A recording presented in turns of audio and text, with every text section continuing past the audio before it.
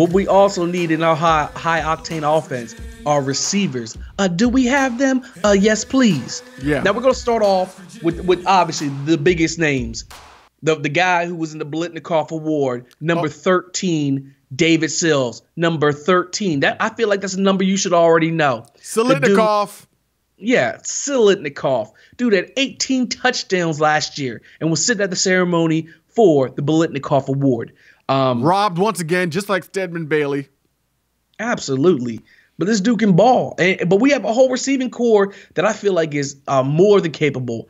One of the problems with last year was depth, which we'll get into who we have at depth. But right now we're just going to talk about the starters. David Sills is starting at the X receiver, which is a left wide out receiver. And I'm going to let you talk about that. I gotta fix my setting. No, it's all good. So, there are different positions. They do different things, but David Sills is going to be on that outside position for the quarterback as far as a go-to receiver. And we already know that he's got a connection with Will, not just athletically, but mentally. They connect. David Sills, having played that quarterback position, understands what Will's looking at, what he's looking for.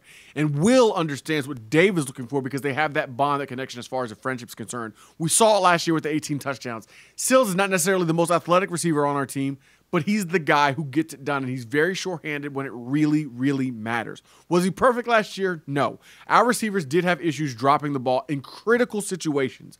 This year, I believe that will be rectified, and Biletnikoff is one of those guys who's going to be leading that charge. Now, one of the things – my bad, go ahead. No, you go ahead.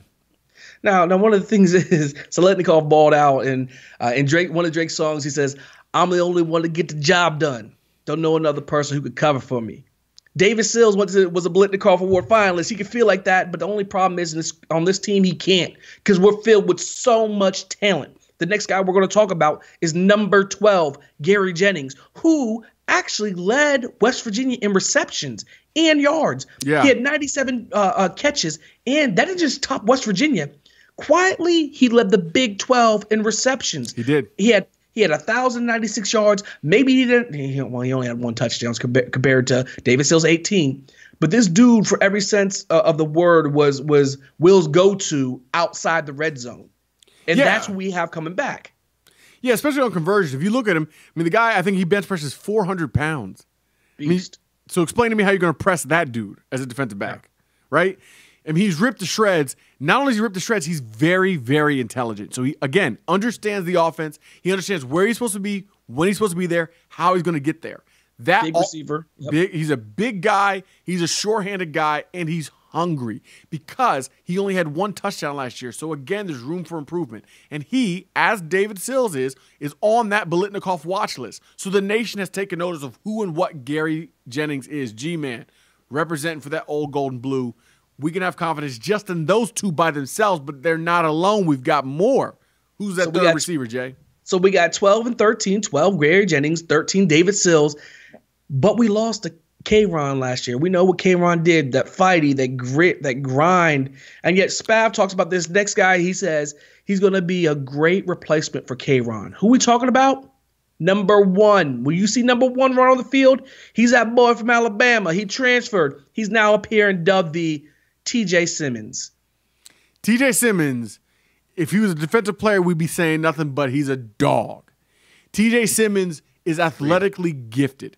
Not only is he athletically gifted, but he carries himself as a true professional. That's one of the things the coaches rave about. He understands how to move, how to carry himself, how to conduct himself. He understands how to be a professional, even though he's still playing as an amateur in the collegiate game. And he's got the tools, the skills to continue what Karan did last year in that position where he had over 1,000 yards receiving. We're in great hands with TJ Simmons. And it's interesting. Marcus Sims was the starter last year. He was a third receiver last year, and he balled. Marcus Sims balled. He wasn't perfect. Of course, he missed his first game. He had some issues off the field initially, but then he got it together, and he showed the nation what he could do. And with that top-end speed, it's really surprising to me that Simmons is good enough to supplant him. That should tell you how good Simmons is. Yeah, no. And you listen to people, they're raving about him. especially his physicality, his way to go up and get the ball. And that's what we need. We need that too. I mean, now that Kayvon's gone, we need that physical guy who's going to beat the press, who's just going to out-muscle you for them jump balls. And that's who TJ Simmons is. I love his demeanor. I was going to say swag. I'm trying to get away from it. I love his demeanor and the way he looks on the field. More important than that, I love listening to the way the coaches and players talk about him. Yeah. Because a lot of times they'll keep it real. You can feel it when somebody's about to be it. And this dude is about to be it. Number one. He's number one for a reason, okay? Don't get it twisted. Which is why I keep saying everyone talking about David Sills and Gary Jennings and these records are going to be broken by receivers. I don't see it. The reason I don't see it is not because these players aren't going to be better, not because these players aren't going to be great. It's because there's too much talent. And Will is going to spread the ball around. And it's a good thing. It's a great thing. It's a great thing. I mean, it's like anything. It's like if you invest in the stock market, you want to diversify. Like Wu-Tang Financial says, diversify your bonds. Okay?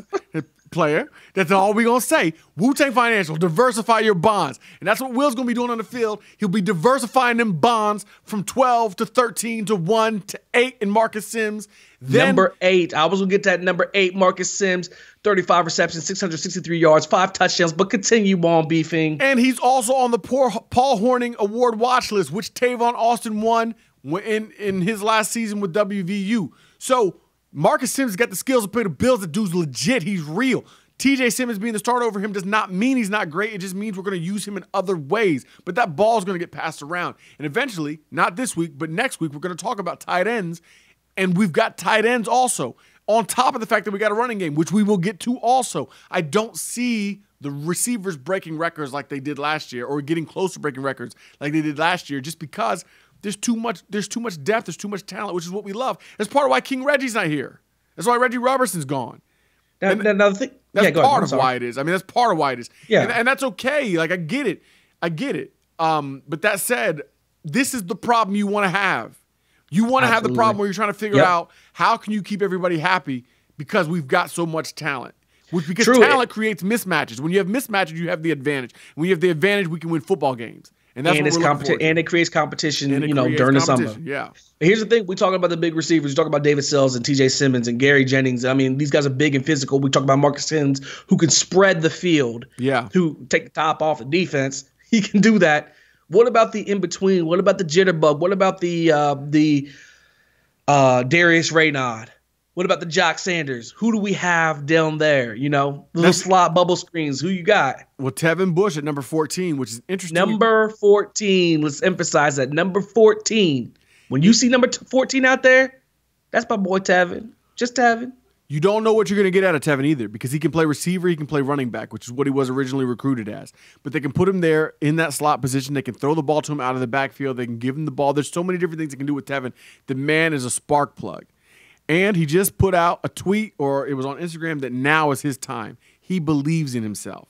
The dude walks like a ball player. He believes that he's got what it takes to be the next great Mountaineer, and we believe that too. The coaches seem to believe in what he has to offer. So what we want to do is see, when the time comes, him deliver on those promises. I feel like Swiss Beats is saying, it's your time. Yeah, and that's the thing. It's his time, but the thing is, it's everybody's time. It's everybody's time. That's the hard part. I just don't see how you get the ball to everybody. There's only one football. There's only so many possessions. I love this problem because it means you're going to have fresh legs too. That's another thing. We struggled last year, especially late in games. You saw it in the Baylor game. You saw it in other games where our receivers got tired because they ran so much. Virginia Tech was a terrible game where players were cramping. They couldn't finish because there weren't enough guys. Will was waving off players coming in because he only had 3 guys he really trusted. This year it's not the same. He's got more people that he has faith in and that he can distribute the ball to, and that's what we're looking for when it comes to West Virginia offense. If you're hearing or smelling and can tell that we are drinking the Kool-Aid, don't get it twisted. We are drinking the Kool-Aid. We're not just hyping this up. We are definitely drinking the Kool-Aid. We'll get to our season predictions later on. But yes, you're hearing what you think you're hearing. Yeah, 100%. And the thing is, I didn't initially drink the Kool-Aid. I didn't. I was trying not to, okay? It's like a dude who's on a every diet. year around this time. Yeah, but every year they get me and they got me. But it's not just hype. It's not just my own feelings, not being a homer. When I read the articles that Phil Steele writes, when I listen to what Joel Klatt says, when I listen to Jed Drenning, when I read the articles that are coming from ESPN and from college football accounts all over Twitter and the internet in general, everyone sees what we are talking about. And we saw a glimpse of it last year. This is real. It's not fool's gold. It's real. Will we reach our potential? That's the issue. Will we maximize our efficiency? That's the issue. But talent, ability, that's not in question at all. Nobody's questioning that. That's what I love. Will Greer said that. He said we're holding ourselves to a high standard because we know how good we can be. And that's my thing I want to see. I want to see the hunger.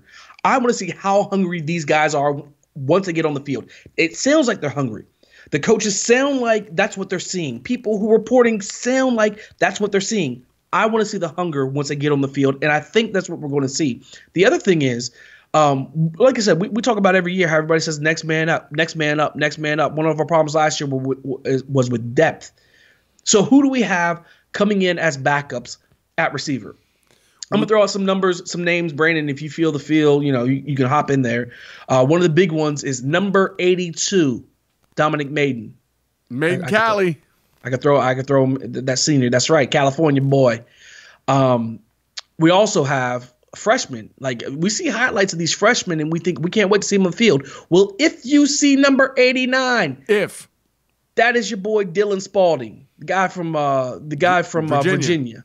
Everybody was excited to see him sign with us. He can go up and get it. So if he's not redshirt and he makes it on the field, he is number 89.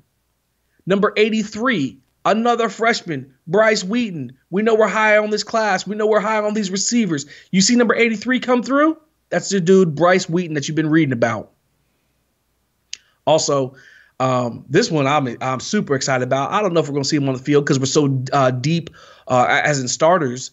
But number 85, Sam James. That's who I've been excited about. Just the stuff I've read and the stuff I've seen. That's right. If you see number 85, we're not talking about Ivan McCartney. We ain't talking about Sticks. We talk about Sam James. You see him run on the field. Somebody goes down. Somebody gets injured.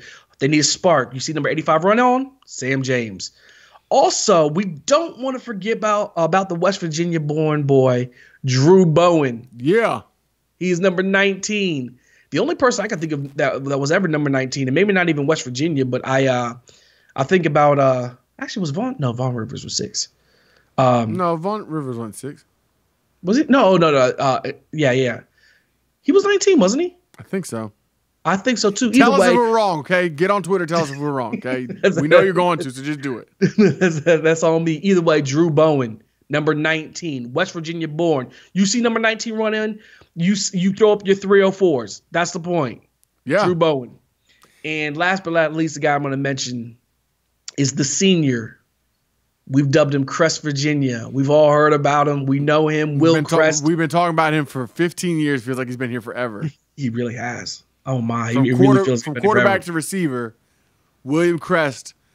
If anybody knows his offense, William Crest should know it better than Spav. Okay, let's be honest. And, I mean, he really should. He should. And he's a senior, so I say, it's showtime. It better be your time. That dude's got gigantic hands. I can't imagine he'll ever drop a pass, by the way.